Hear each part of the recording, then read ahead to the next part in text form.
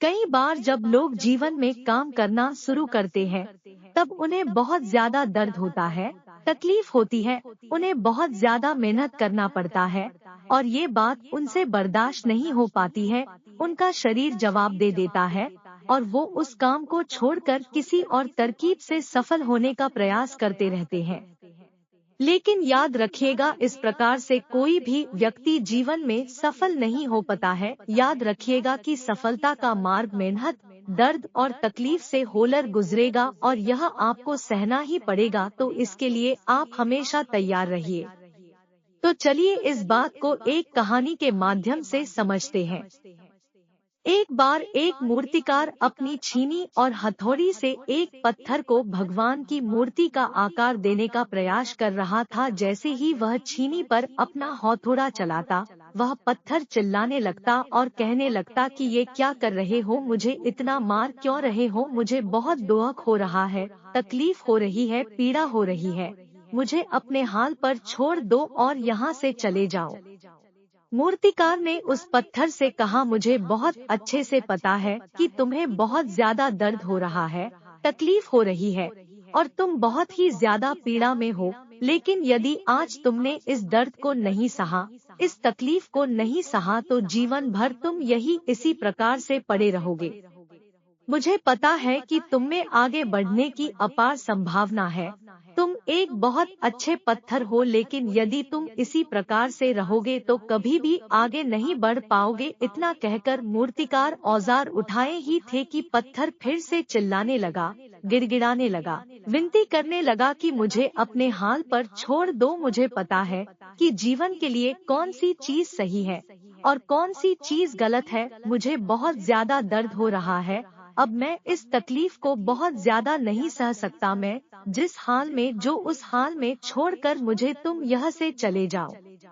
उस मूर्तिकार फिर से उस पत्थर को समझाने की कोशिश की, ज्यादा अधीर मत बनो और अपने सब्र को बनाए रखो, थोड़ी देर और इस दर्द को सहो। यदि इस दर्द को सह लिया तो मैं भगवान की मूर्ति के रूप में तुम्हारी स्थापना करवाऊंगा और फिर दूर दूर से लोग तुम्हारी पूजा करने आएंगे और पंडित और लोग तुम्हारी सेवा करेंगे।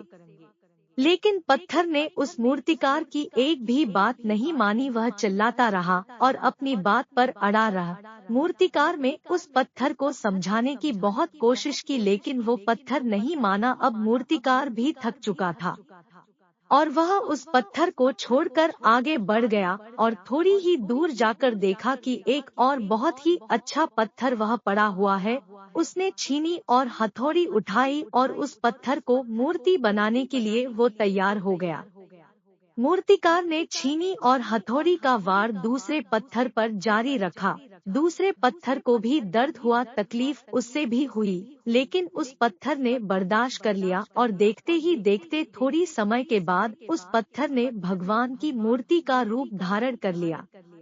थोड़ी दिन बाद उस मूर्ति की एक मंदिर में स्थापना हो गई। धीरे धीरे करके लोग वह पूजा पाठ करने आने लगे, लोगों की मन्नतें वहां से पूरी होने लगी और वह मंदिर बहुत ही ज्यादा प्रसिद्ध हो गया।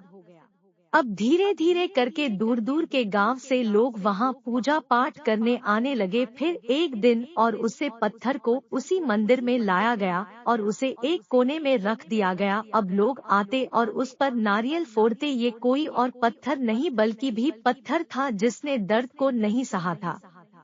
अब वो पत्थर मन ही मन बहुत ज्यादा पछता रहा था, दुखी हो रहा था और अपने आप से कह रहा था कि काश मैंने उस दिन उस दर्द को, उस तकलीफ को सह लिया होता तो आज लोग मेरी भी पूजा करते।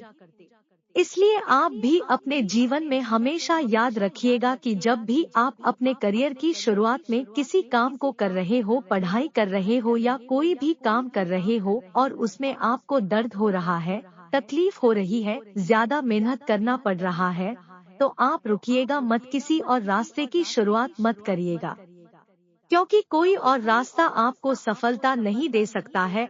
आपको उस दर्द को, उस तकलीफ को सहना ही होगा और उस दर्द को, उस तकलीफ को सहकर आप ज्यादा मजबूत बनेंगे और तभी आप अपने जीवन में आगे बढ़ पाएंगे। और जीवन में हमेशा याद रखिएगा कि आपको पहले पत्थर की तरह नहीं बल्कि दूसरे पत्थर की तरह बनना है। यदि ये कहानी आपको पसंद आई हो और इससे कोई सीख मिली हो तो अपने दोस्तों और अन्य लोगों के साथ शेयर जरूर करिएगा।